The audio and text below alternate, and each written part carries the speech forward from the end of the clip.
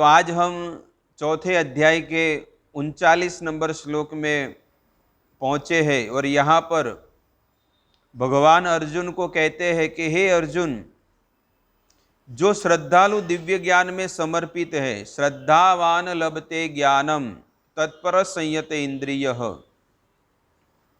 कहते हैं तत्पर संयते इंद्रिय, ये महत्वपूर्ण शब्द है और इसमें बताया गया है कि भगवान में श्रद्धा भले कोई जीवात्मा को ना हो और 1% भी ना हो, थोड़ी भी श्रद्धा ना हो, लेकिन ये जो शब्द बताया गया है भगवान अर्जुन को बताते हैं तत्पर संयत इंद्रिय। सबसे पहली चीज है कि भले श्रद्धा ना हो लेकिन अपने में वो विश्वास रखे। इसके लिए 2 उदाहरण बताए गए हैं। भगवान कहते हैं तत्पर, भक्ति में तत्परता होनी चाहिए। तत्परता का यहां पर बताया है कि अपनी साधना में हमेशा तत्परता होनी चाहिए। तत्परता का अर्थ होता है लालसा। जैसे कल मैंने एक उदाहरण दिया था कि जैसे किसी को रबड़ी दिया है, रबड़ी या बासुंदी या गुलाब जामुन, तो हर प्रकार की चीज हमारे थाली में है, भोजन थाली में हर प्रकार की चीज है, लेकिन जो हमें सबसे प्रिय वस्तु होती है ना, वो ज्यादा लालसा होती है। अरे रबड़ी मिल जाए थोड़ी तो अच्छा है, मन में इच्छा होती है। तो क्या करते हैं, कोई बुद्धिमान व्यक्ति होता है ना, अरे तुम रबड़ी खाओ भाई, बाजू वाले को बोलता है, क्यों? क्योंकि उसको लाएंगे तो हमको भी मिलेगा। तो ऐसा बुद्धिमान व्यक्ति, तो यहां पर बताया गया है कि जैसे वो खाने की चीज में कितनी तत्परता होती है, वैसे ही भजन के कार्य में तत्परता होनी चाहिए। ऐसा उत्साह जब दिखाते हैं हम भक्ति में, तो उसे कहते हैं श्रद्धावान, और उसकी श्रद्धा ऑटोमेटिक बढ़ेगी। श्रद्धा को देखना ही नहीं है, लेकिन तत्परता होगी साधना में। समझो वो 4:30 बजे उठता है तो 4 बजे उठने लगेगा, तो उसको कहते हैं तत्परता। समझो वो 16 माला जप करता है और 20 माला करने लगा, तो उसको कहते हैं तत्परता। समझो वो भागवत क्लास सुनने बैठता है तो मंगलाचरण पहले से ही सब कुछ पूरा सेटअप करके सबसे पहले आकर बैठ जाता है, तो उसको क्या कहते हैं? तत्परता।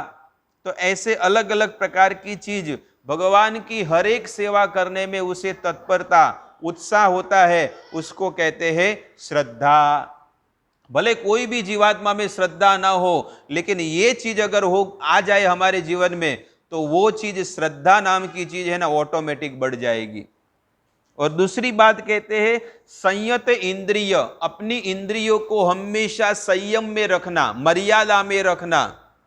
जब हमारे घर में कोई लड़की होती है, लड़का होता है, तो बोलते हैं ना थोड़े मर्यादा में बोलो। मर्यादा में क्या है? लिमिट में बोलो, कि इतने तक ही बोलना है, इसके आगे अगर आप बोलोगे तो आपने कुल की मर्यादा का उल्लंघन किया है। वैसे ही हमारी इंद्रियों को परफेक्ट तरीके से संयम में रखना है कि हमारी इंद्रियां कभी भी गलत कार्य में न जाए। और इंद्रियों में आता है सबसे पहली आंख। आपको पता होगा तो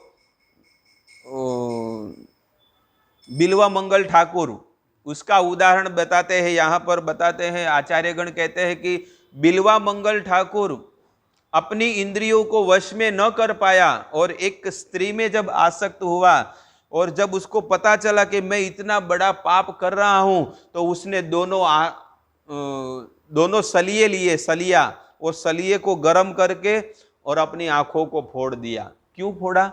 क्योंकि ये पाप करने के लिए, मुझे अधोगति में ले जाने के लिए ले जा रहे हैं। इसलिए ये उदाहरण बहुत ही सुंदर है बिल्वा मंगल ठाकुर का, कि वो अपनी इंद्रियों को वश में न कर पाए और पाप की ओर ले जाने लगे। जब उनकी आंखें खुली तब उनको पता चला कि मैं तत्पर संयत इंद्रिय नहीं हूं, मेरी इंद्रिया वश में नहीं है और मुझे भगवान को प्राप्त करना है। और मैं क्या प्राप्त कर रहा हूं? तो भगवान को प्राप्त करने में ये आंखें बाधा है, तो दोनों हाथों से कहते हैं सलिए से अपनी आंखों को फोड़ दिया, सुई से, कोई भी चीज से, लेकिन अपनी आंखों को फोड़ दिया। तो इसको कहते हैं तत्पर इंद्रिय, अपनी इंद्रियों को वश में रखना चाहिए। इतना बड़ा विद्वान पंडित था, ब्राह्मण था अजामिल, लेकिन यही आंखों से उस अजामिल ने एक गलत दृष्टि देख लिया था। ये भी उदाहरण बहुत ही सुंदर यहाँ पर फिट होता है कि अजामिल ने भी देखा तो सबसे पहले वो सोचा कि मैं विद्वान ब्राह्मण हूं, ऊंचे कुल में जन्म लिया है, लेकिन मेरा मेरा कर्म कैसा है, मेरी आंखें मेरे वश में नहीं है। लेकिन आगे जाके जब 10 कदम आगे बढ़ा तो उसको लगा कि अरे मैं गलत काम कर रहा हूं, ये हवन करना, जप करना, दर्शन करना, सुबह उठना, ये सब गलत। सब सच्चा सुख तो ये दोनों लोग ले रहे हैं, है नहीं, ऐसी कथा आती है ना। तो वो अपनी इंद्रियों को वश में न कर पाया और जाकर पाप कर्म में लग गया। और देखो, एक गलती छोटी सी हुई उससे, अगर वहां से चला गया होता तो 90 साल तक वो पाप कर्म नहीं करता था। कितने साल तक, है कि नहीं? एक गलत कार्य उससे हुआ और 21 साल का लड़का 90 साल तक पाप कर्म में लग गया। पूरे बाप दादा की जो मेहनत की कमाई प्रॉपर्टी थी उसको जलाकर, मतलब उसको खा गया और उड़ा दिया। और कहते हैं कि छोटे छोटे बच्चों को किडनैप करना, चोरियश्च चोरजश्च, कहते चोरी करना, किडनैप करना, ये सब कार्य कैसे हुआ? कहते तत्पर संयते इंद्रिय, उसकी इंद्रियां वश में नहीं थी। और आगे कहते हैं कि कान, श्रवण, श्रवण भक्ति हमेशा भगवान के प्रति बहुत ही होनी चाहिए कि भगवान के मेरे कानों में केवल भगवान के गुण ही जाने चाहिए, बस भगवान की कथा और सत्संग, और ऐसे ही सत्संग जाने चाहिए। फिलोसॉफी ज्यादा सुनेंगे समझो तो उससे क्या होता है, हमारा माइंड वो हो जाता है। लेकिन सबसे ज्यादा हमें अगर भक्ति में अग्रसर होना है तो भगवान की विशुद्ध दिव्य लीला कथा हमें सुननी चाहिए कि भगवान ने पांडवों के साथ कैसी लीलाएं की है, भगवान ने ध्रुव महाराज के साथ कैसी लीला की, भगवान ने प्रहलाद महाराज के साथ कैसी लीला की, भगवान ने कालिया नाग के साथ कैसी लीला की, पूतना के साथ कैसी लीला की। ये लीला को जब हम सुनेंगे तो हमारे कान है ना पवित्र हो जाएंगे। तो तत्पर संयत इंद्रिय का अर्थ है कि अपनी इंद्रियों को अगर वश में रखना है तो केवल डाइवर्ट करना है, इंद्रियों को माया की ओर से निकाल कर उसको भगवान की सेवा में लगा देना चाहिए। 24 घंटे केवल कथा सुनना, भगवान के दर्शन करना, इन हाथों से भगवान की सेवा करना, फूल लेने जाना, फूल की माला बनाना, झाड़ू मारना, पोछा मारना, इससे क्या होगा? हमारे हाथ पवित्र होंगे दिन प्रतिदिन। चलकर हम भगवान की सेवा करने के लिए कुछ न कुछ लेने को जाते हैं, तो ये भी बहुत ही महत्वपूर्ण चीज है। और आगे यहां पर बताया गया है,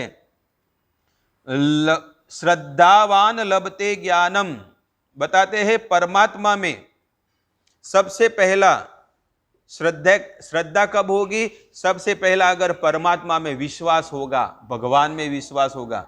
और दूसरी चीज कहते हैं पुरुष, महापुरुषों में। हम कभी भी देखते हैं कि टीवी में आ गया, फेसबुक में आ गया, इंटरनेट में आ गया, कभी कभी महान साधु पुरुषों के भी ऊपर भी लोग लांछन लगाते हैं। अभी गए कितने दिनों से कितना इंटरनेट में चल रहा है कि ये बापू ने ऐसा किया है।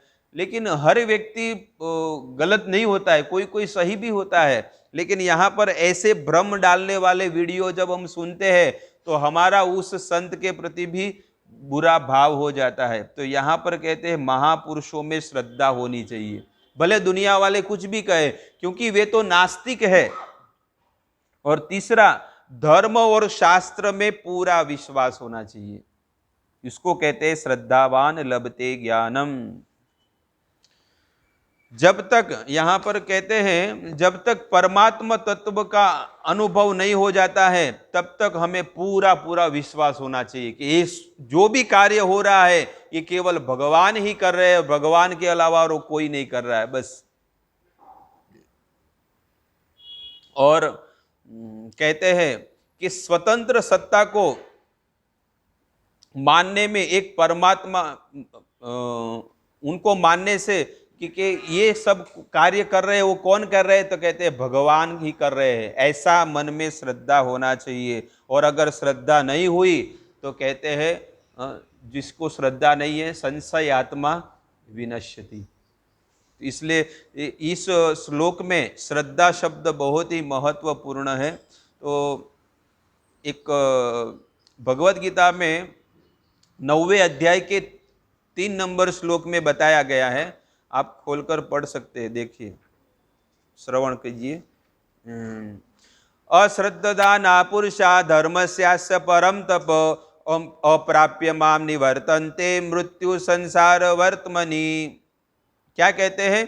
कहते हैं अश्रद्धदाना पुरुषा के व्यक्ति के जीवन में 2 प्रकार के धर्म होते हैं। एक तो कहते हैं स्वधर्म और दूसरा कहते हैं परधर्म। स्वधर्म क्या है? तो कहते हैं अपने ही स्वतः स्वरूप को जानना, उसे कहते हैं स्वधर्म। और परधर्म क्या है? अपने परिवार को, अपने पुत्रों को, अपने रिश्तेदारों को, उनका पालन पोषण करना, उनके विषय में चिंता करना, अपने बॉस के विषय में चिंता करना, उसको कहते हैं परधर्म। स्वधर्म क्या है? स्वधर्म अर्थ होता है आत्मा का कल्याण। स्व मतलब खुद का। लेकिन आप देखिए कि इस संसार में आत्मा का कल्याण कितने लोग करते हैं? स्वधर्म कितने लोग करते हैं 24 घंटे में? पूरी सृष्टि में देखिए, पूरी सृष्टि में स्वधर्म कितने लोग करते हैं? 1 पॉइंट भी नहीं होता होगा, शायद 1 पॉइंट भी नहीं होता होगा। स्वधर्म अर्थात माला करना, भागवत पढ़ना, वेदों का अध्ययन करना, भगवान की सेवा, उसको कहते हैं स्वधर्म। परधर्म क्या है? भगवान से विपरीत माया की सेवा करना, उसको कहते हैं परधर्म। ये बहुत ही यहाँ पे महत्वपूर्ण शब्द है। और उसमें कहते हैं कि हे परम तप, इस धर्म की महिमा पर श्रद्धा जो नहीं रखता है और वो जीवात्मा पर धर्म में ही लगा रहता है, तो वो मृत्यु रूपी संसार चक्र में भटकता रहता है। यहां पर कहते हैं मृत्यु संसार वर्तमनि। तो भगवान में पूर्ण श्रद्धा होनी चाहिए। और इसका एक उदाहरण मैं आपको छोटी सी कथा कहता हूं कि एक नाव में कई लोग यात्रा कर रहे थे, लेकिन बारिश के सीजन में होने के कारण बहुत ही तूफान आने लगा नाव में। तो सब लोग अलग अलग देवी देवताओं को, भगवान का सब लोग उपासना करने वाले थे। तो उनमें से एक शिवजी का उपासक था, लेकिन उसको शिवजी के भक्ति में बहुत ही श्रद्धा थी, बहुत ही श्रद्धा थी। तो श्रद्धा होने के कारण बताते हैं कि वो शिवजी को याद करने लगा कि हे शिवजी, मैं आपकी भक्ति कर रहा हूँ, आप मुझे बचाइए और मैं आपको समर्पित हूँ। बहुत सारे प्रार्थना करने लगा। तब बाजू वाले व्यक्ति भी सोचने लगे, चलो मैं भी प्रार्थना करता हूं तो मुझे भी मेरे जो माता है दुर्गा देवी या कोई भी, तो वो मुझे बचा देगी। तो दुर्गा देवी को प्रार्थना करने लगा, हे दुर्गा देवी, मुझे आप बचाइए, मुझे मैं नाव में जो डूब रहा हूं तो मुझे बचाइए इस आपातकालीन स्थिति में। ऐसे प्रार्थना करने लगे, लेकिन दुर्गा देवी में उनकी श्रद्धा कम हो गई और अम्बे देवी में हो गई। फिर चलो कि अम्बे देवी भी नहीं आ रही है, तो फलानी दूसरी देवी, संतोषी माँ, यहाँ पे वो दूसरी माँ, बहुचर माँ, सब अलग अलग माता को याद करने लगा। लेकिन ये व्यक्ति को केवल शिवजी, जिसको कहते हैं अनन्य भाव, शिवजी को प्रार्थना करने लगा और शिवजी ने उस व्यक्ति को बचा दिया। और उस व्यक्ति को, जो सामने वाले व्यक्ति था, उसको तो दुर्गा देवी में थोड़ी श्रद्धा थी, फिर श्रद्धा टूट गई। फिर कहाँ श्रद्धा चली गई? अम्बे देवी में, फिर काली देवी, चंडिका देवी, अलग अलग देवियों में श्रद्धा बढ़ने लगी। ये तो नहीं आए हैं, जाने दो, इसको जाने दो। लेकिन यहाँ पर वो व्यक्ति शिवजी को ही प्रार्थना करने लगा, तो शिवजी ने आकर उनको बचा दिया। वैसे ही यहाँ पर कहते हैं कि श्रद्धा पूरी होनी चाहिए, और श्रद्धा नहीं होने के कारण ही आज तक हम यहीं पर इस संसार में फंसे हुए हैं। श्रद्धा पूरी न होने के कारण ही तत्व ज्ञान का अनुभव नहीं होता है, और हमको इस भक्ति करने में और इस भव सागर में से बाहर निकलने में बहुत ही देर लग रही है। तो सबको बहुत ही श्रद्धापूर्वक ठाकुर जी का भजन करना चाहिए। और इसका एक उदाहरण भगवत गीता में 12वें अध्याय के 20 नंबर श्लोक में आप देख सकते हैं।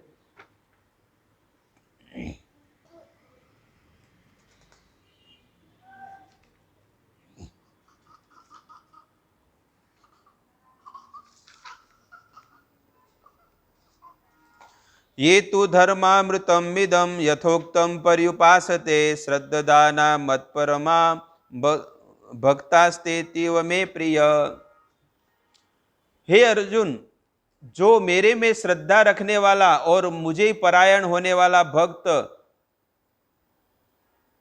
आ जेવું કહ્યું છે, मतलब ये जैसा कहा है, धर्ममय अमृतનું सारी રીતે सेवन करे છે તે મને અત્યંત प्रिय છે। मतलब ये जो ज्ञान, गीता का ज्ञान जो अपने जीवन में उतारता है तो वो मुझे अत्यंत ही प्रिय है। ये बहुत ही महत्वपूर्ण श्लोक है श्रद्धा शब्द के ऊपर, 12वें अध्याय के 20 नंबर श्लोक में। और छठे अध्याय के 47 नंबर श्लोक, छठे अध्याय का 47 नंबर श्लोक भी आप पढ़ सकते हैं। उसमें भी श्रद्धा के विषय में भगवान बहुत ही सुंदर चीज बताते हैं। और आगे के अध्यायों में चौथे अध्याय में भगवान 34 नंबर श्लोक में बताते हैं,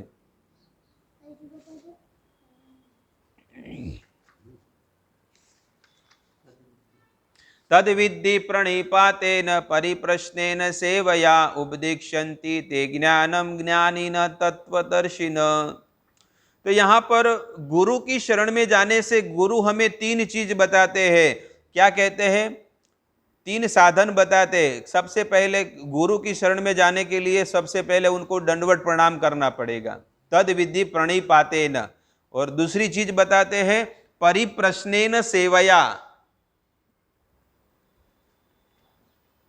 परिप्रश्नेन मतलब शरणागति भाव से प्रश्न करना, उनकी सेवा करना, दंडवत प्रणाम करना और प्रश्न पूछना।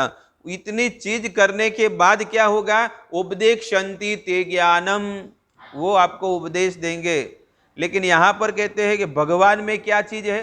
गुरु में शरण में जाने के लिए 3 चीज का समर्पण चाहिए, लेकिन भगवान की शरण में जाने के लिए केवल एक ही चीज है। और क्या है? श्रद्धा। एक ही चीज है भगवान की शरण में जाने के लिए।